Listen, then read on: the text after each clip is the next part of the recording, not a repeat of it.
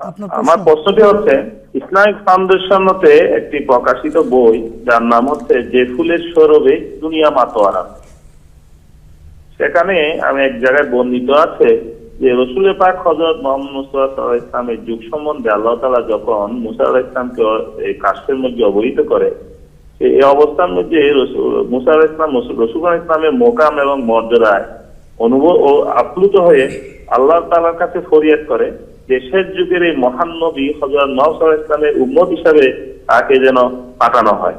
কিন্তু আল্লাহ তাআলা তার দোয়া কবুল করেননি। জি। কিন্তু বর্তমান সময়ে আমরা দেখছি কিছু কিছু মৌলানা আমাদেরকে বলে যে হযরত ঈসা আলাইহিস সালাম আল্লাহ তাআলার কাছে ফরিয়াদ করেছিলেন যে হযরত মুহাম্মদ সাল্লাল্লাহু আলাইহি ওয়াসাল্লামের উম্মত হিসেবে যেন তাকে পাঠানো হয়। আচ্ছা, দুইটি বর্ণনা হুবহু একই হলে যে একটি মুসা আলাইহিস সালামের বর্ণনা আর একটা ঈসা আলাইহিস সালামের বর্ণনা, কোনটি সঠিক এই বিষয়ে বিস্তারিত যদি আচ্ছা, একটু ধন্যবাদ নেসার সাহেব, ধন্যবাদ। মৌলানা ফিরোজ আলম সাহেব, প্রশ্ন ক্লিয়ার ছিল, যদি উত্তর দিতেন। সঠিক সেটি যা আপনি নিজে উল্লেখ করেছেন, যেই ফুলের গন্ধে সারা জাহাঁ মতোয়ারা, জি, সৌরভে যেই ফুলের খুশবুতে সারা জাহাঁ মতোয়ারা, এই বইতেই হাদিসটার আসল রেফারেন্সের কথা উল্লেখ আছে। জি। তো যারা বলে যে ঈসা আলাইহিস সালামও দোয়া করেছেন, তাদেরকে বলেন যে হাদিসটা নিয়ে আসেন, ঈসা আলাইহিস সালাম কোথায় এই দোয়াটা করেছেন। মামা আপনি যদি চান অরিজিনাল হাদিসটা, হ্যাঁ। শুধু ওই যে ফুলের Right. খুশবুতে সারাজাহান মাতোয়ারা নয়, খাতমে নবুয়ত আমাদের বিরুদ্ধে বই লিখেছে, সেখানেও আছে, দেখি বাংলাদেশের ইসলামিক ফাউন্ডেশন একটা বই ছেপেছে, আপনারা দেখতে পাচ্ছেন স্ক্রিনে, খতমে নবুয়ত নামে। পাকিস্তানের এক মৌলবি, আমাদের জামাতের চরম বিদ্বেষী মুফতি মোহাম্মদ শফি সাহেবের বই এটি, আর বাংলায় অনুবাদ করা হয়েছে জামাতে আহমদিয়ার বিরোধিতা কল্পে, যেন আহমদীদের কাছে কোনো গায়র আহমদি না আসে। এই বইতে তিনি এই হাদিসটা একত্রিত করেছেন। এটি একটি হাদিসের সংকলন। জি।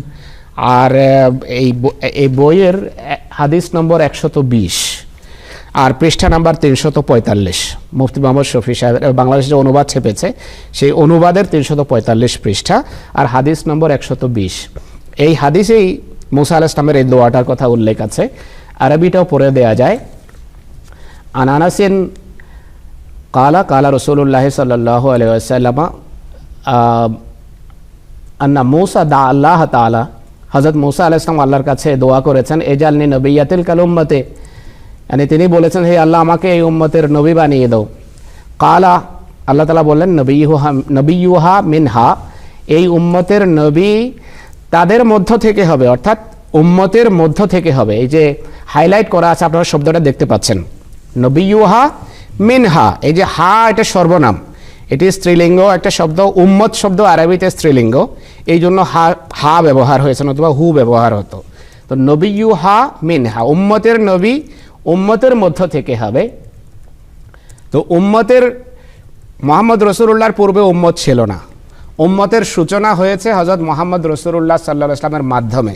তো মুহাম্মদ রাসূলুল্লাহর মাধ্যমে যেই উম্মতের সূচনা হয়েছে, সেই উম্মতের নবী হওয়ার বাসনা ব্যক্ত করেছেন হযরত মুসা আলাইহিস সালাতু ওয়াস সালাম। আল্লাহ তাআলা বলছেন যে এই উম্মতের নবী তুমি হতে পারবে না, এই উম্মতের নবী উম্মতের মধ্য থেকে হবে, বাহিরের কেউ হবে না। তখন হযরত মুসার দোয়া, এটা একটু সরে নেওয়া হয়েছে স্ক্রিন থেকে, যদি স্ক্রিনে আবার দেওয়া হয় আমি এটি পরের অংশ পড়তে চাই, পড়ে দিতে পারেন আপনি। যাই, আমার সামনেও আছে হাদিসটি। তখন হযরত মুসা আলাইহিস সালাম আল্লাহ তাআলার কাছে দোয়া করলেন, এই যে আলনি মিন উম্মতি যালিকান নবী, যে হে আল্লাহ আমাকে এই নবীর উম্মতের অন্তর্ভুক্ত করো যদি নবী বানাতে না পারো। আল্লাহ তাআলা এর উত্তর দিলেন, কালা ইস্তাকদামতা ওয়া ইস্তাখারা, তুমি পূর্বে এসেছো আর এই নবী আসবেন পরে, উম্মত আসবে পরে। ওয়ালাকিন, মানে কালের যে ব্যবধান মুহাম্মদ সাল্লাল্লাহু আলাইহি ওয়াসাল্লাম এবং মূসার মাঝে, এই ব্যবধানের কারণে পূর্বের এক ব্যক্তি পরের উম্মতের নবী হতে পারেন না এবং সাধারণ উম্মতিও হতে পারেন না। আল্লাহ তাআলা উভয়টা প্রত্যাখ্যান করেছেন। কিন্তু হযরত মূসারও যে আকুতি ছিল সেটি ছিল প্রবল, আল্লাহ তাআলার দরবারে গৃহীত হয়েছে। আল্লাহ তাআলা তার সেই আকুতির সম্মান করেছেন। তিনি বলেন যে ওয়ালাকিন সাআজমাউ বাইনাকুমা ফি দারে জালাল, দারে জালালে, পরকালে আমি তোমাদের উভয়কে সমবেত করব। এই সম্মান আল্লাহ তাআলা হযরত মূসাকে দিয়েছেন। তো মূসা আলাইহিস সালামের দোয়া ছিল, তিনি মোহাম্মদ রসুল্লাহর হাতে যে উম্মত প্রতিষ্ঠিত হয়েছে সেই উম্মতের ভিতর একটা নবী হওয়ার বাসনা ব্যক্ত করেছিলেন। রসুল্লাহ এটা বলেননি বা আল্লাহ এটা বলেননি যে এই উম্মতে নবী আসবে না, আসতে পারে না। বলেছেন নবী ইউহা মিনহা, এই উম্মতের নবী উম্মতের ভিতর থেকে হবে। আর এই হাদিসটা সহিহ হাদিস, আমাদের জামাতের বিরোধীরা এটা সংকলন করেছে, মুফতি শফি সাহেবের বইয়ের কথা বললাম। তো এটি থেকে প্রমাণিত হয় যে মোহাম্মদ রসুল্লাহ সাল্লাল্লাহু আলাইহি ওয়াসাল্লামের উম্মতে এক ধরনের নবী আসার রাস্তা খোলা আছে। কিন্তু এখন যেহেতু হাজ্জাতুল বিদার দিন মোহাম্মদ রসুল্লাহ জানিয়ে দিয়েছেন আল্লাহর পক্ষ থেকে জেনে যে আলিয়াউমা আকমালতু লাকুম দীনাকুম, যে শরীয়ত পরিপূর্ণ হয়ে গেছে, নতুন কোনো শিক্ষা আসতে পারে না, এবং বলে দিয়েছেন যে লা নবিয়্যা বাদি, আমার পর আমার শিক্ষার পরিপন্থী কোনো নবী আসতেই পারে না। তাহলে কেমন নবী আসবে উম্মতের ভিতর? মোহাম্মদ রসুল্লাহর অনুগত বাধ্য দাস নবী, তার শিক্ষার অধীনে কাজ করার জন্য আসবেন, নতুন কোনো শরীয়ত নিয়ে আসবেন না।